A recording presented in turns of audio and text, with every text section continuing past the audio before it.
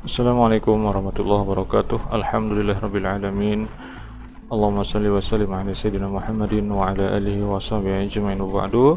Senang sekali kita masih bisa berjumpa di video terbaru di channel banghaji.com bersama saya Muhammad Ervan ya. Kita masih melanjutkan video tentang tutorial WPS ya. Di video ini kita akan membahas tentang bagaimana caranya kita melakukan perhitungan sederhana di dalam tabel pada dokumen ya, bukan spreadsheet, bukan datasheet, tapi dalam sebuah dokumen teks ya. Jadi ada tabel, ceritanya gitu, ada tabel, kemudian kita akan coba lakukan perhitungan sederhana di situ ya. Apa saja yang bisa dilakukan oleh WPS dalam melakukan perhitungan sederhana di teks, kita coba saja ya. Silahkan sambil dijalankan WPS-nya ya. Oke, saya buka WPS, kemudian saya masuk ke dokumen ya. Seperti ini, kemudian saya pilih blank saja. Nah, supaya mudah saya halamannya saya kecilkan aja dulu ya. Jadi biar nggak terlalu besar gitu ya. Saya ganti jadi A5, kemudian ininya saya landscape saja seperti ini. Nah, gini ya. Kita bisa coba sekarang misalnya ya. Ini latihan perhitungan sederhana menggunakan WPS Office ini ya, writer ya, atau dokumen gitu ya. Contoh gini ya, saya masukkan sebuah tabel, insert ya, kemudian tabel ini keterangannya nanti untuk operasinya, kemudian angka 1, angka 2 dan hasilnya gini ya. Saya coba seperti ini deh. Ini judulnya saya kasih di sini operasi gitu ya. Operasinya gini, tambah, kurang, kali, kemudian satu lagi ya. Ya, di tabel di dalam WPS itu kalau kita mau nambah barisnya cukup taruh di ujung seperti ini ya, kemudian tekan tombol tab. Tekan tombol tab seperti itu jadinya. Kali sama bagi gitu ya. Nah, sekarang ini misalnya ini angka 1, ini angka 2. Nah, yang akan dioperasikan itu adalah angka 1, ceritanya nih ya. Di sini misalnya ada angka dengan angka 2, ini angka 1 ini ditambah dengan angka 2 kayak gitu. Kemudian angka 1 dikurang angka 2. Gitu dan seterusnya ya sampai ke bawah. Di sini misalnya hasil. Baik. Acak aja ya, saya harus gini. Misalnya gini ya. Misalnya gini ya. Kemudian ini misalnya seperti ini. Atau ini kita bikin ganjil gini ya, 3. Nah, oke. Gimana caranya? Saya tambahkan 1 dulu ya di bawah. Tab seperti ini. Ini menambahkan, menjumlahkan angka 1 dan angka 2. Itu rule cerita kita ya. Kemudian di sini saya masukkan jumlah. Jadi di bawah ini adalah menjumlahkan ini nih. Yang di sini dijumlahkan hasilnya di sini, yang ini dijumlahkan hasilnya di sini gitu ya. Nanti jumlah ini juga hasil-hasil ini dijumlahkan hasilnya berapa gitu, jumlah totalnya. Baik, caranya kita harus tahu dulu yang namanya penamaan untuk sel ya. Sel itu adalah pertemuan antara kolom dan baris. Kolom itu adalah yang ke arah kanan seperti ini. Ini kolom 1, 2, 3, 4 gitu ya. Sedangkan baris ini 1, 2, 3, 4 1, 2, 3, 4, 5, 6 gitu ya. Nah, pertemuannya itu kalau di spreadsheet, di datasheet, dan itu juga akan dipakai di sini adalah yang namanya sel itu adalah pertemuan antara kolom dan baris. Nah, kolomnya ini kalau ke kanan itu disebut dalam bentuk huruf, yaitu A, B, C, dan D gitu ya. Barisnya tetap 1, 2, dan seterusnya.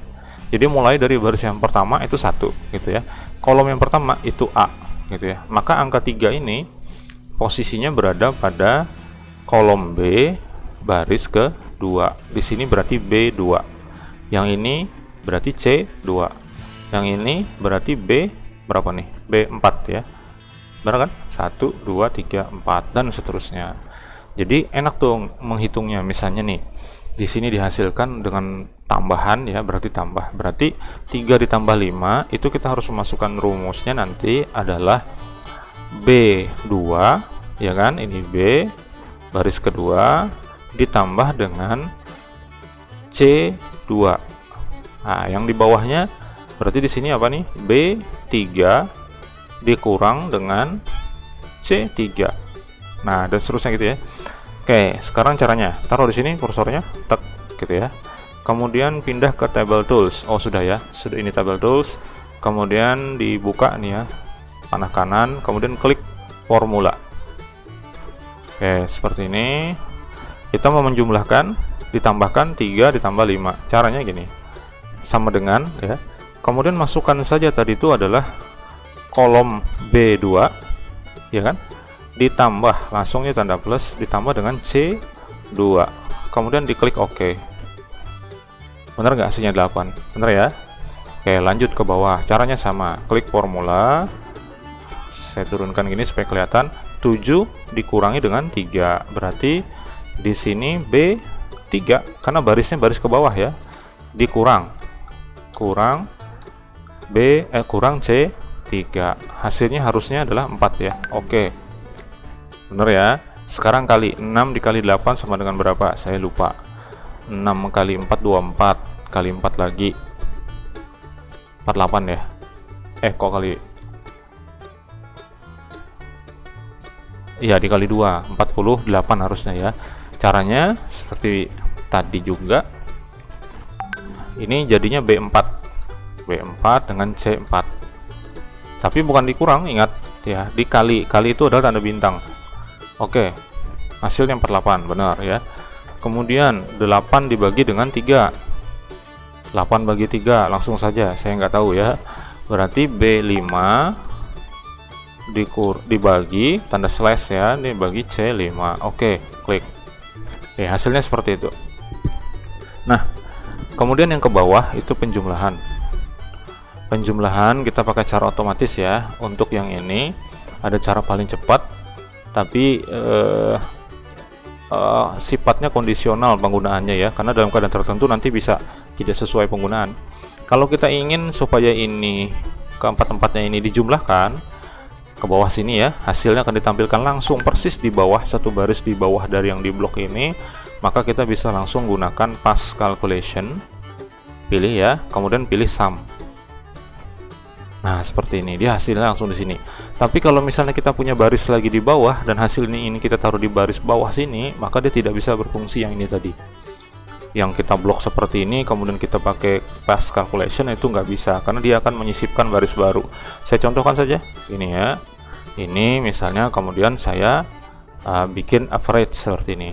Nah, gini kan, ini rata-rata. Dia akan menyisipkan baris baru ya. Itu tadi yang saya katakan, dalam keadaan tertentu dia tidak sesuai ya. Baik, kita selesaikan dulu yang ini ya. Ini kita jumlahkan juga pakai fast calculation sum, hasilnya 19. Yang ini bisa apa enggak ya? Kita blok seperti ini, kemudian fast calculation sum, hasilnya 62. Harusnya ini ada koma-koma ya. Nah, disinilah kelemahannya ya. Jadi dia tidak mau ya. Dia tidak mau menjumlahkan, tapi kita coba dulu untuk gini ya. Kita pakai formula, kemudian sama dengan pilihannya adalah sum untuk functionnya, kemudian table areanya adalah above, jadi yang di atas. Maksudnya kursor kita tadi kan di sini ya, di bawah ini, kemudian di sini perintahnya adalah jumlahkan yang di atas saya, gitu ya. Saya klik OK, coba bisa nggak? Oh, tetap nggak bisa ya. Jadi inilah kelemahannya, berarti untuk yang pecahan dia nggak bisa dijumlahkan. Oke, nggak apa-apa, ini kita hapus saja. Jadi kita anggap kita tidak menjumlahkan yang ini. Sekarang saya tambah baris baru gini. Ini supaya kita mudah aja ya. Nah, saya akan tambahkan di sini rata-rata. Ini minimum, ini maksimum. Maksudnya akan ngambil nilai maksimalnya ya. Rata-ratanya saya taruh di sini, pakai perintah aja kita ya. Perintah, perhatikan di sini. Saya akan mengambil rata-rata dari sini sampai ke sini. Ya, ini berarti adalah B2 sampai dengan berapa nih? B2, 3, 4, 5 sampai dengan B5. Maka saya taruh di sini kursornya.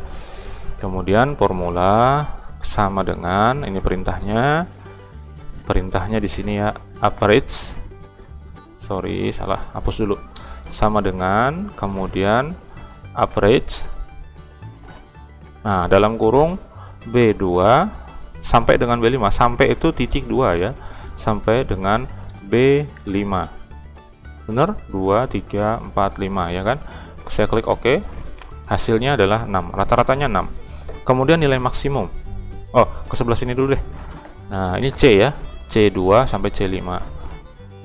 Nah ini dimasukkan average, kemudian C2 titik 2 C5. Oke. Nah ini rata-ratanya adalah 4,75. Kemudian nilai minimum yang kita ambil, nilai paling kecil di antara semua ini adalah angka 3. Bener nggak angka 3? Taruh kursor di sini, formula, kemudian bukan average tapi min, cari min ya, dalam kurung sama seperti tadi B2 sampai dengan B5. Oke, bener ya angka 3. Sekarang kita ke sini lagi, ke bawahnya aja. Ini maksimum, pakai max, ganti aja ini max. Nah, maksimum itu nilainya adalah 8, bener nggak? Betul. Oke ya, lanjut ke sini minimum tadi ya. Ini min, kalau saya ketik manual gitu ya, C2 titik 2 C5 gitu ya. Oke, minimum 3, betul. Maksimal 8 juga. Wah sama ya angkanya. Oke, nggak apa-apa, yang penting bener. Max dalam kurung C2 titik 2 C5, bener 8. Oke ya, yang ini nggak usah kita hitung. Nah ini caranya untuk perhitungan sederhana ya. Saya lanjutkan untuk perhitungan berikutnya di bawah ya. Misalnya ini laporan penjualan buku, misalnya gitu ya. Katakanlah buku banghaji.com nih. Oh, saya pindah ke halaman berikutnya saja. Baik, seperti ini. Saya tambahkan tabel. Jadi untuk nomor, judul buku, jumlah kuantitasnya, kemudian harga satuan, harga terjual gitu ya, dikalikan. Oke, saya masukkan 3 judul aja. Nomor, judul buku, judulnya, kemudian kuantitasnya berapa yang terjual, lalu satuan harga ya, harga per eksemplar, kemudian di sini total berapa ya, cek 1 2 3, nanti di bawahnya ada misalnya nih pemrograman web, kuantitas terjualnya ada 7, harga satuannya 45.000, bener ya. Oke ya, kemudian praktis web statis, nah misalnya terjualnya 5, harganya 50.000 ini ya. Kemudian ada lagi satu informasi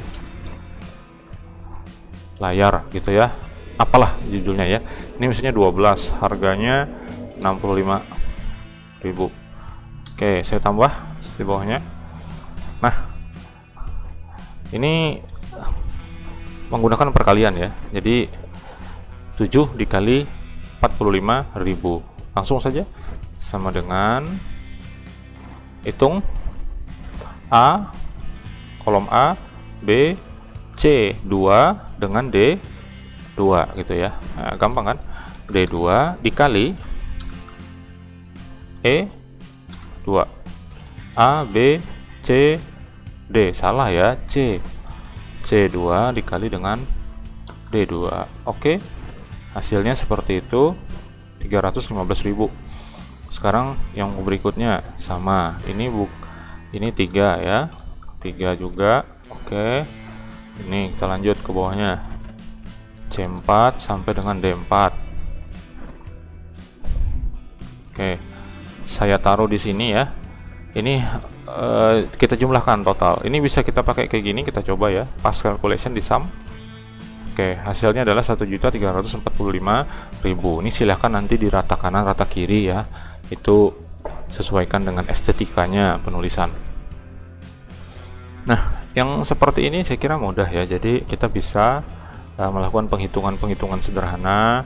Nanti bisa juga kita tambahkan di sini nilai minimum dari ini semua berapa, nilai maksimum seperti yang di atas ini tadi ya. Ya, hanya ada beberapa kendala tadi seperti ini tadi ya. Ini ketika dijumlahkan yang ada pecahan, di sum dia nggak mau. Gitu ya. Ya itulah kekurangannya, karena memang sebetulnya dokumen ini writer ini bukan untuk penghitungan data seperti ini ya. Kalau untuk perhitungan data ini khusus di spreadsheet-nya ya. Oke, saya kira itu dulu ya di video kali ini.